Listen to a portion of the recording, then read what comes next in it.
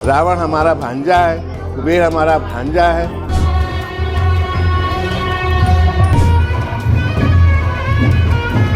भारत समेत दुनिया के कई इलाकों में दशहरे पर भले ही जगह जगह रावण के पुतले जलाए जाने की परंपरा हो, लेकिन संगम नगरी प्रयागराज में दशहरा उत्सव की शुरुआत रावण की पूजा अर्चना और भव्य शोभा यात्रा के साथ होती है।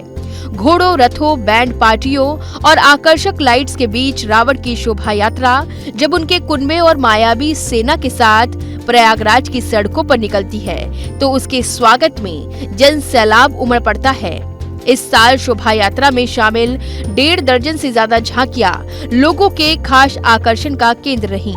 रावण बारात के नाम से निकलने वाली इस शोभा यात्रा के साथ ही प्रयागराज में दशहरा उत्सव शुरू हो गया है। दशहरे की शुरुआत के मौके पर संगम नगरी प्रयागराज में तीनों लोकों के विजेता लंकाधिपति रावण की शाही सवारी इस साल भी परंपरागत तरीके से भव्यता के साथ निकाली गई। ऋषि भारद्वाज के मंदिर से निकाली गई शाही सवारी से पहले प्राचीन शिव मंदिर में महाराज रावण की आरती और पूजा अर्चना कर उनके जयकारे लगाए गए। रावण बारात के नाम से मशहूर इस अनूठी शोभा यात्रा में दशानन भव्य रथ पर रखे चांदी के विशालकाय हौदे पर सवार होकर श्रद्धालुओं को दर्शन दे रहे थे, तो उनकी पत्नी महारानी मंदोदरी व परिवार के दूसरे लोग घोड़ों व अलग अलग रथों पर विराजमान दिखाई दिए। दशानन की सवारी के ठीक आगे उनकी मायावी सेना अनोखे करतब दिखाते हुए चल रही थी। यहाँ दशहरे के दिन रावण का पुतला भी नहीं जलाया जाता। दशहरा उत्सव शुरू होने पर यहाँ राम का नाम लेने वाले का नाक कान काटकर शीश पिलाने का प्रतीकात्मक नारा भी लगाया जाता है। शोभा यात्रा से पहले रावण को घंटों सजाया जाता है। यही वजह है कि यहाँ रावण बनने वाले कलाकार खुद को बेहद भाग्यशाली मानते हैं। ऐसे में अब ये भी जान लेते हैं कि यहाँ रावण की पूजा क्यों की जाती है और उसका पुतला क्यों नहीं जलाया जाता है। अब ये हमारे पूर्वजों की देन है।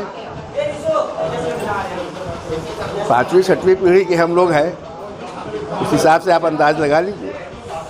और ये सैकड़ों वर्षों से ये जो दस्तावेज है, जो गजेटियर है, जो पब्लिक लाइब्रेरी में मिल जाएगा, 100-150 साल वर्ष पुराना है।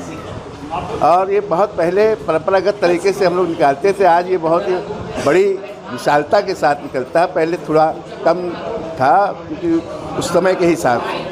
आज पूरी भव्यता से और पूरी महानता से निकलती है। ये हमारी बहुत गौरवशाली परंपरा है। रावण हमारा भांजा है, कुबेर हमारा भांजा है। कुबेर जो है विशर्वा की पहली ऋषि कुल की लड़की से शादी हुई थी, उससे हुए थे। और एक राक्षसी से शादी दोबारा हुई जब विशर्वा की, उससे कुंभकर्ण हुए और आपके विभीषण हुए, मेघनाथ हुए और ये सुपनखा हुई। ये सारे लोग उस कुल के।